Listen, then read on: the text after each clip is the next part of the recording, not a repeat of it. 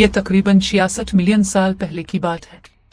समंदरी हुक्मरान मोसासारस की तरफ से बताई गई कहानी तुम बिल्कुल अंदाजा नहीं लगा सकते। ये समंदर में बेमिसाल देव हैकल मखलूक है। इसके आबा और अजदाद छोटे साइज के रेंगने वाले जानवर यानी छिपकली की किस्म से थे।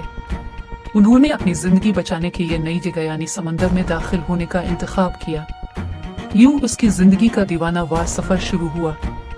इब्तदाई सफर सिर्फ चंद मिलियन सालों में कम से कम 1 मीटर से शुरू होने वाला सफर 17 मीटर तक पहुंचने वाली देव हैकल मखलूक में इर्तिका पजीर हुआ।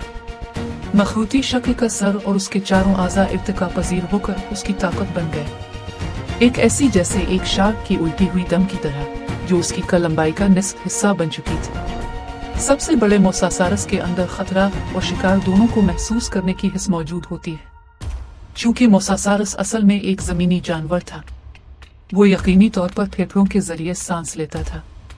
ताहम इसी की बदौलत वो लंबे वक्फे तक पानी के अंदर रह सकता था।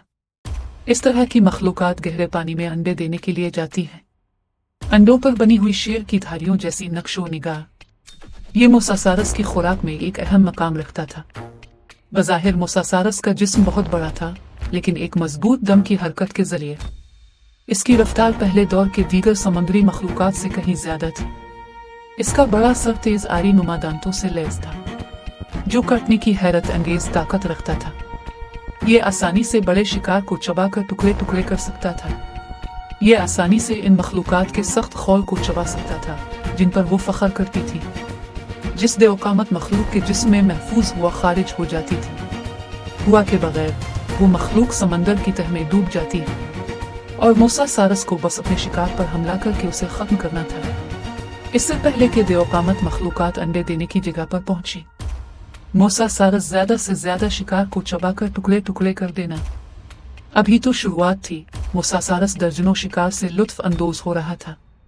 लजीज शिकार से लुत्फ अंदोज होने का लम्हा ये सुनपे ड्रैगन जैसे लगने वाले समुद्री अजदहे, ये मखलूकात रोजाना अपनी रहाइशगाह वाले गहरे पानी से बाहर निकलती थी, गहरे समुद्री इलाकों की तरफ जाती थी ताकि वाफिर मिकदार में खुराक तलाश कर सकी। यकीनन जब वो खुराक की तलाश में होते थे, मोसासारस भी उनका इंतजार कर रहा होता था। वसी मछलियों के गौल ही सुनपे ड्रैगन जैसे सांप नुमा ड्रैगन की इस सफर का बुनियादी मकसद थे।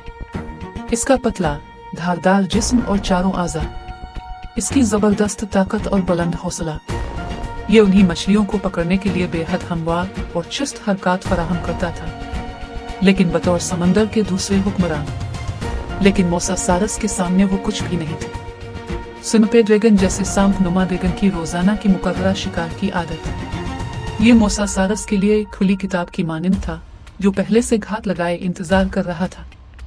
अपने देवकामत जिस्म की वजह से मोसासारस को मजबूरना वादियों और खाइयों का सहारा लेकर अपनी मौजूदगी को छुपाना पड़ता था और आहिस्ता आहिस्ता अपने शिकार के करीब पहुंचना पड़ता था और बेहतरीन मौका का इंतजार करके मुहलिक हमला करना पड़ता था। खास तौर पर वो कम उम्र और नातजुर्बाकार सुनपे ड्रैगन जैसे सांप मोसासारस के लिए सबसे बेहतरीन शिकार थे। सबसे ज्यादा रफ्तार हासिल करने का राज ये था कि अपने जिस्म को हिलाल चांद की शक्ल में मोड़ा जाए, फिर जिस्म के एक तरफ से अचानक जुबरत, एक तरफ से अचानक जबरदस्त ताकत का इस्तेमाल किया जाए। इससे साकिन जिस्म जबरदस्त धमाका खेज कुव्वत के साथ तेजी से हरकत में आ जाता है। महज 1 सेकंड में रफ्तार 48 किलोमीटर फी घंटा तक पहुंच सकती थी। ऐसी रफ्तार और देवकामत जिस्म के साथ और उसके देवकामत जिस्म से पैदा होने वाली टकराने की ताकत के सामने आने वाले शिकार का बचना नामुमकिन हो जाता है। लिहाजा ये बिलाशुबा तारीख का सबसे ताकतवर और हतमी समुद्री शिकारी।